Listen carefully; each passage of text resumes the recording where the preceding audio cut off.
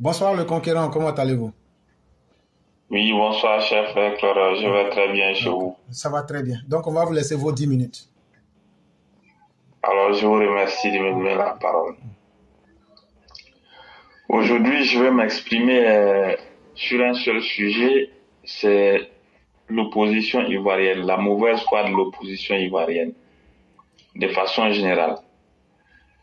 Alors, vous avez bien vu, hein, une fois de plus, le petit banquier préhistorique spécialisé dans la faillite bancaire, comment il s'est illustré.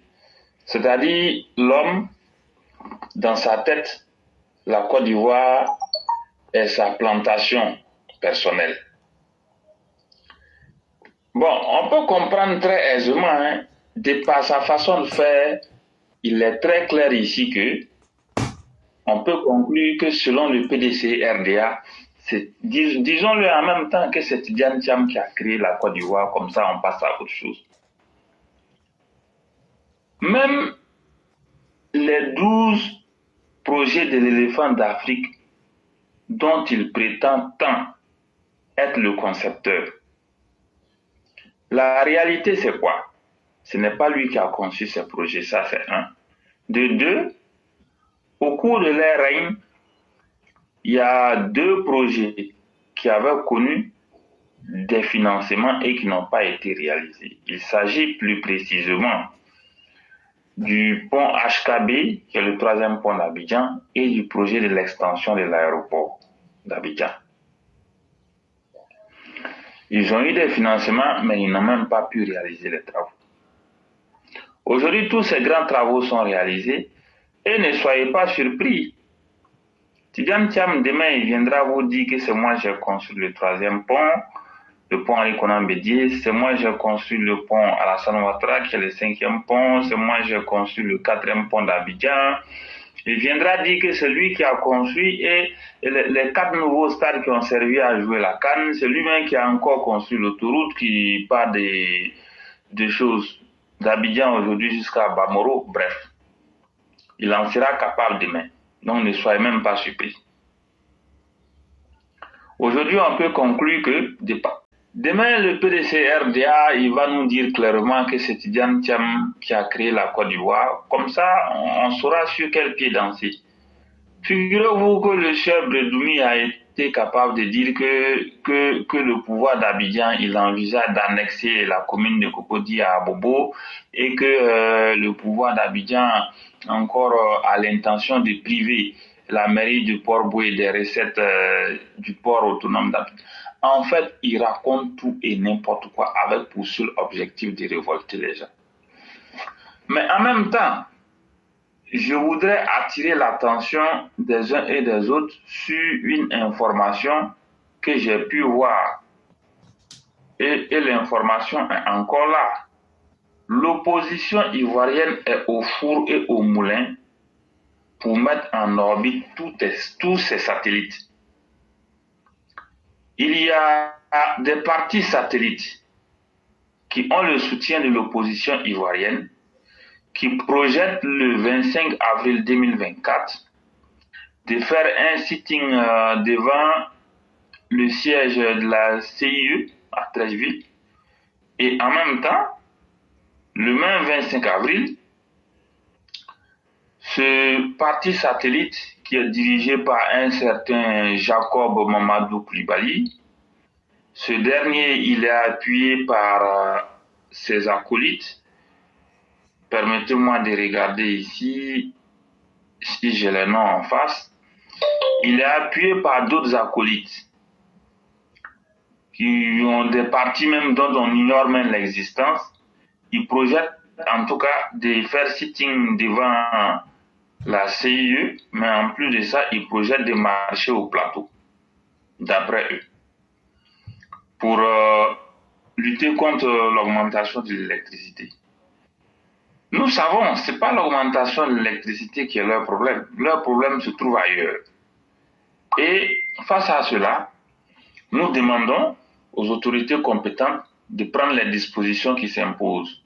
Si ce dernier, il a décidé de devenir le mouton de sacrifice des opposants, il n'y a pas de problème. il peut sortir sa tête. Le moment venu, nous allons tirer les leçons des actes qu'il aura posés. Ce parti s'appelle Alliance pour la démocratie et la paix. Est-ce que depuis que vous êtes là, vous avez déjà eu connaissance de ce parti éclairé? Non. Ça sort d'où tout ça? Si ce n'est pas le résultat du laboratoire des opposants. Et pour se jouer les malins, ils mettent les balais de pulcherie là dans l'antichambre. Et c'est de nouveaux visages, on nous montre.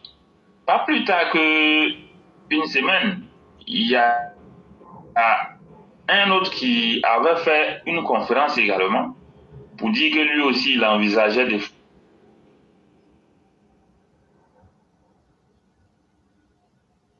Ça, nous savons que c'est l'opposition qui est au four et au moulin pour poser des actions de déstabilisation. Il n'y a rien qui va nous surprendre.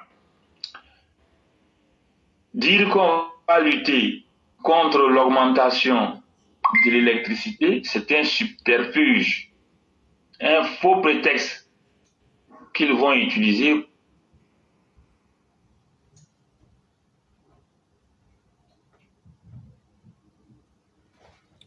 Le concurrent, il vous reste 3 minutes et on a vraiment voulu bien écouter ce que vous dites, mais la difficulté technique, c'est le cacao, selon eux, qui est mal rémunéré. Alors, dans tous les cas de figure, nous savons ce qu'ils préparent. L'objectif, c'est de tout mettre en œuvre pour pouvoir révolter les gens, c'est tout. Il vous reste 2 minutes. Je vais donner cette information. Il vous reste 2 minutes. Nous vous demandons d'aller vers la conclusion.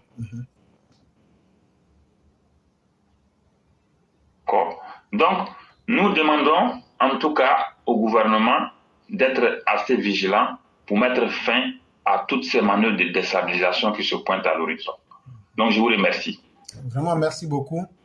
Je crois que l'information est déjà en face de tout le monde. Comme le 25 avril, c'est dans pratiquement 12 jours que Dieu nous permet d'être vivants et d'assister à ce jour. En tout cas, l'opposition ne se fatiguera jamais. Et quel que soit, même s'il faut vendre son âme au diable pour avoir ce pouvoir, ils le feront. Mais c'est à nos populations de prendre conscience que ce n'est pas le gouvernement du président Alassane Ouattara qui fera justice à leur place. Et donc, de commencer à prendre leur vie en main et de se défendre par n'importe quel moyen. C'est vraiment ce que nous recommandons. Et vraiment, merci d'avoir mis ça à la portée de tout le monde. Plus personne ne dira qu'il est étonné. Et chacun sait à quoi s'en tenir. Vraiment, merci infiniment. Et on va vous souhaiter vraiment une très excellente nuit et un bon week-end. Excellent. Merci beaucoup. Bonsoir, Claire. Comment ça va? Comment ça va? Oui, ça va très bien. Oui, ça va. Okay. Donc, on va vous laisser vos 10 minutes pour pouvoir vous exprimer. On a la 26e minute et donc, vous avez votre temps. D'accord, ok.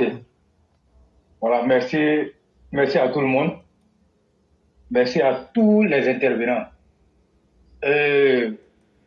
Moi, mon intervention va porter sur la commémoration du 11 avril. Vous savez que on a vu ce qui s'est passé en Côte d'Ivoire ici de 2010 à 2011. Ce qui m'a beaucoup marqué lors de cette commémoration, c'est que j'ai pu voir notre secrétaire exécutif du RHDP, à la personne de Cissé Bakongo, qui a prononcé vraiment un discours très poignant. Et ce discours-là m'a fait rappeler la plateforme Éclaireur Pro Vérité, parce que, mine de rien, les gens nous ont taxés d'extrémistes. Les gens nous ont traités de tous les noms. Mais quand moi j'ai écouté le secrétaire exécutif, je me suis dit que notre extrémisme est une très bonne chose. Nous sommes sur la bonne voie, d'autant plus que beaucoup de personnes pensent comme nous, mais qui n'ont pas le courage d'exprimer ce que nous disons ici. Et moi, je vous ai toujours dit qu'avec les corps, il ne faut pas avoir de la pitié. Moi, c'est ma philosophie et je ne vais jamais avoir pitié d'un corps. Parce que quand on remarque un peu ce qu'on a vécu, il appartient à chacun de tirer une leçon et de savoir que la Côte d'Ivoire n'est pas un jeu. Et dans le discours du secrétaire exécutif, il a parlé des forces du mal. Mais qui sont les forces du mal? C'est qui il a appelé les forces du mal? Mais on n'a pas besoin d'aller à l'école, on n'a pas besoin d'aller faire Harvard pour savoir de qui il s'agissait. Et je crois que c'est la coalition de la haine. Je vais parler du PPACI et du PDCI. Ce sont ces deux partis-là qui veulent nous ramener dans ce qu'on a vécu. Mais Dieu merci, nos cadres sont informés de tout ce qu'ils veulent faire. Voilà pourquoi vous avez vu Cissé Bakongo est sorti avec ce discours très musclé. Mais moi, je lui dis merci. Et il a demandé qu'on soit vigilant parce qu'ils sont en train de se reconstituer. Le CNT version 2020, comme on appelle, on a vu la version 2020, mais c'est la version 2025 qu'ils sont en train de chercher à reconstituer. Mais comme nous sommes des avertis, on dit ce qui ne t'a pas tué là, forcément ça va te rendre plus fort.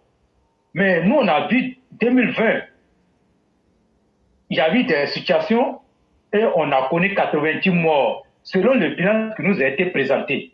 Mais on peut aller au-delà de ça. Mais quand on a vu ça là, donc on est sorti très aguerri de la situation de 2020. Mais nous voulons lancer l'appel là à cette coalition de la haine là, les forces du mal, que vous allez trouver des personnes qui sont encore plus fortes que vous. Donc moi je vais dire à chacun qu'on doit prendre nos responsabilités afin de contrer ces forces du mal. Sinon, comment vous pouvez comprendre que quelqu'un qui a été frappé comment on appelle, par la loi et que les causes qui ont amené à son retrait de la liste électorale sont bien connues et qu'il veut forcément aller à l'encontre des lois, comment on appelle, de la justice, de la République. Mais il cherche quoi? Il cherche quoi de vous à moi? Si ce n'est de nous conduire dans ce qu'on a déjà vécu, le passé sombre de la Côte d'Ivoire, il n'y a rien derrière ça. Mais comme nous on sait, nous on va l'attendre. Ils disent que en mai, ils vont aller l'investir. Si c'est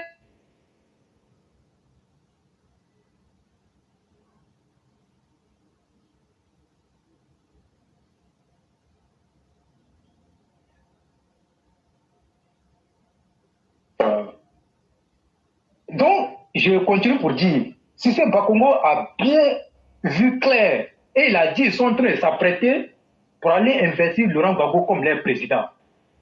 Qu'est-ce qu'ils veulent faire?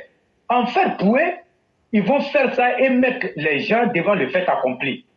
Mais Cissé Bakongo, quand vous analysez son discours, je pense qu'il n'y a plus rien à redire. Si ce n'est de marcher sur ce qu'il nous a dit.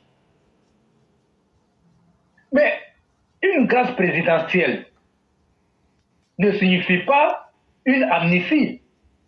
Donc, Laurent Gbagbo peut être candidat que lorsque le président Alassane Ouattara va l'amnistier. Mais l'amnistie dépend du pouvoir discrétionnaire du président. Et donc, tout ce qu'ils sont en train de dire là, Laurent Gbagbo ne sera pas candidat. Et puis, on va voir ce qui va se passer dans ce pays-là. Il faut que ce discours-là soit entendu au sein de la porcherie Gore. Parce que moi, c'est comme ça, moi j'appelle c'est une porcherie. Il faut que ce discours-là soit entendu dans leur porcherie. Et nous, là, on ne va pas se laisser intimider par qui que ce soit. La récréation, il est terminé.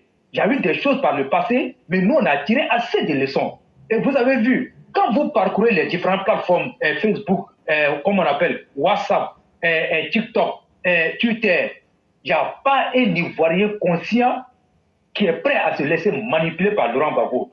Il a volé 10 ans, il a volé 10 ans de notre temps. Il a volé 10 ans, comment on appelle, dans la vie des jeunes.